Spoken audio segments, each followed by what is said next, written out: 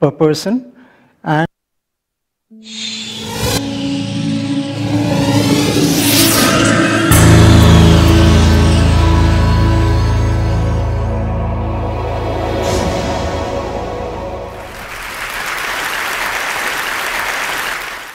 some 17 years ago, I became allergic to Delhi's air. My doctors told me that my lung capacity had gone down to 70%, and it was killing me. With the help of IIT, TERI, and learnings from NASA, we discovered that there are 3 basic green plants, common green plants, with which we can grow all the fresh air we need indoors to keep us healthy. We've also found that you can reduce the fresh air requirements into the building while maintaining industry indoor air quality standards. The 3 plants are areca palm, mother-in-law's tongue, and money plant. The botanical names are in front of you. Areca palm is a plant which removes CO2 and converts it into oxygen. We need 4 shoulder-high plants per person, and in terms of plant care, we need to wipe the leaves every day in Delhi, and perhaps once a week in cleaner air cities. We have to grow them in vermi manure, which is sterile, or hydroponics, and take them outdoors every 3 to 4 months.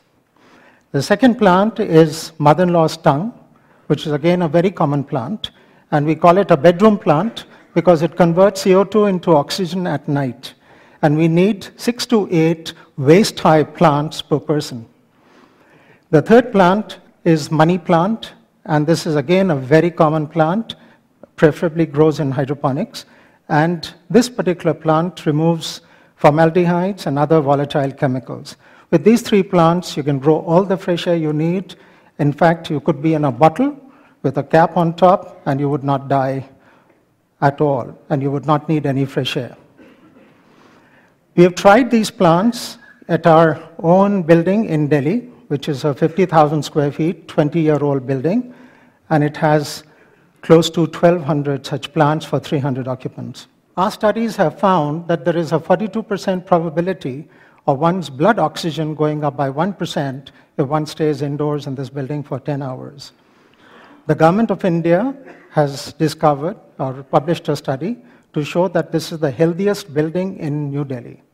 And the studies show that there is compared to other buildings, there is a reduced incidence of eye irritation by 52%, respiratory systems by 34%, headaches by 24%, lung impairment by 12%, and asthma by 9%.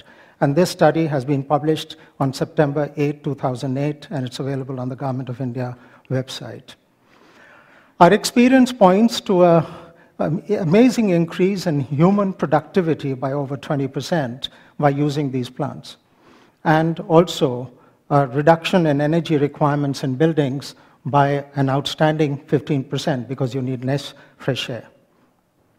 We're now replicating this in a 1.75 million square feet building, which will have 60,000 indoor plants. Why is this important? It is also important for environment because the world's energy requirements are expected to grow by 30% in the next decade. 40% of the world's energy is taken up by buildings currently, and 60% of the world's population will be living in buildings in cities with a population of over 1 million in the next 15 years. And there is a growing preference for living and working in air-conditioned spaces. Be the change you want to see in the world, said Mahatma Gandhi, and thank you for listening.